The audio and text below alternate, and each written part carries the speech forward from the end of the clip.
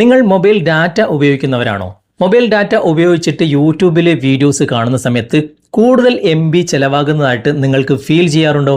എങ്കിൽ ഈ വീഡിയോ നിങ്ങൾക്ക് തീർച്ചയായിട്ടും ഉപകാരപ്രദമായിരിക്കും.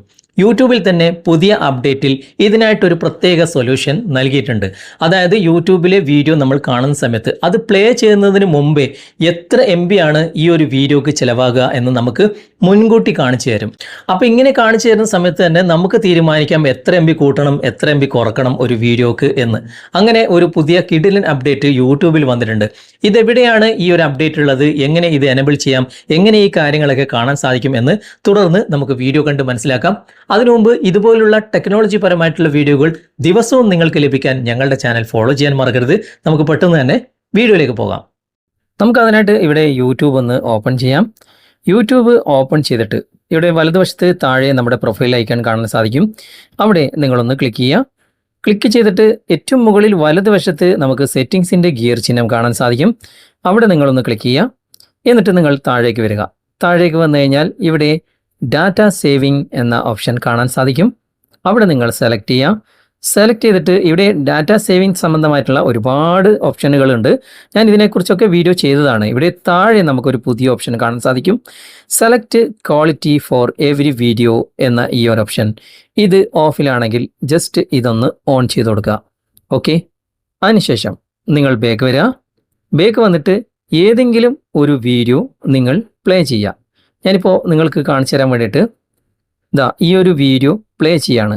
അവിടെ ക്ലിക്ക് ചെയ്യുമ്പോൾ തന്നെ പ്ലേ ആകുന്നതിന് മുമ്പ് തന്നെ ഇതിൻ്റെ MB എത്ര ചിലവാകുമെന്ന് കാണിക്കുന്നുണ്ട്. ഔട്ടോ എന്ന ഭാഗത്ത് 9.3 MB നമുക്ക് ഈ വീഡിയോ കണ്ടാൽ ചിലവാകും.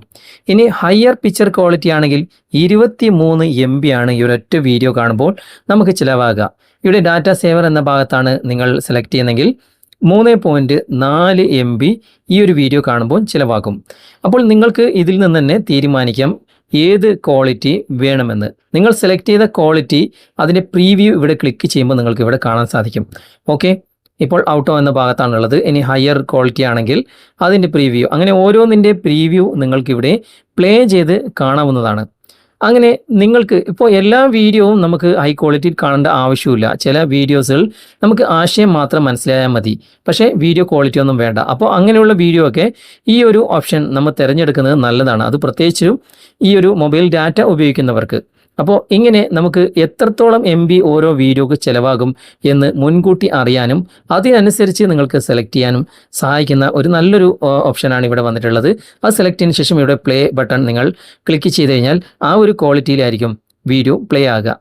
തീർച്ചയായിട്ടും മൊബൈൽ ഡാറ്റ ഉപയോഗിക്കുന്നവർക്ക് അതുപോലെ തന്നെ യൂട്യൂബിലെ വീഡിയോസുകൾ കാണുമ്പോൾ കൂടുതൽ MB ചിലവാകുന്നു എന്ന് പരാതി പറയുന്നവർക്കൊക്കെ വളരെ ഉപകാരപ്രദമായിരിക്കും ഈ ഒരു അപ്ഡേറ്റ്. തീർച്ചയായിട്ടും നിങ്ങൾക്ക് ഈ ഒരു അപ്ഡേറ്റ് വന്നിട്ടുണ്ടോ എന്ന് നോക്കുക. അങ്ങനെ ഉണ്ടെങ്കിൽ നിങ്ങൾ ഈ ഒരു രൂപത്തിൽ മൊബൈൽ ഡാറ്റയാണ് നിങ്ങൾ ഉപയോഗിക്കുന്നതെങ്കിൽ ഈ ഒരു രൂപത്തിൽ നിങ്ങൾ സെറ്റ് ചെയ്തിട്ട് നിങ്ങൾ ഉപയോഗിച്ച് നോക്കൂ. നിങ്ങൾക്ക് നിങ്ങളുടെ മൊബൈൽ ഡാറ്റ ഒരുപാട് ലാഭിക്കാൻ ഈ ഒരു സെറ്റിങ്സ് സഹായകമാകും. അപ്പോൾ ഇന്നത്തെ ഈ വീഡിയോ നിങ്ങൾക്ക് ഉപകാരപ്രദമായെങ്കിൽ നിങ്ങളുടെ കൂട്ടുകാരിലേക്കും വീഡിയോ ഷെയർ ചെയ്തെത്തിക്കുക. അതുപോലെ തന്നെ വീഡിയോയെക്കുറിച്ചുള്ള അഭിപ്രായങ്ങളും നിർദ്ദേശങ്ങളും നിങ്ങൾ കമൻറ്റായി രേഖപ്പെടുത്തുക. വീഡിയോ ഇഷ്ടമായിട്ടുണ്ടെങ്കിൽ ലൈക്ക് ചെയ്യാനും കമൻറ്റ് ചെയ്യാനും ഷെയർ ചെയ്യാനും മറക്കരുത്. ചാനൽ നിങ്ങൾ ഇതുവരെ ഫോളോ ചെയ്തിട്ടില്ലെങ്കിൽ ചാനൽ ഫോളോ ചെയ്യുക, സബ്സ്ക്രൈബ് ചെയ്യുക, ലൈക്ക് ചെയ്യുക, സപ്പോർട്ട് ചെയ്യുക. അടുത്ത നല്ലൊരു വിഷയവുമായി അടുത്ത അവസരത്തിൽ നമുക്ക് വീണ്ടും കണ്ടുമുട്ടാം. Thanks for watching. ബൈ.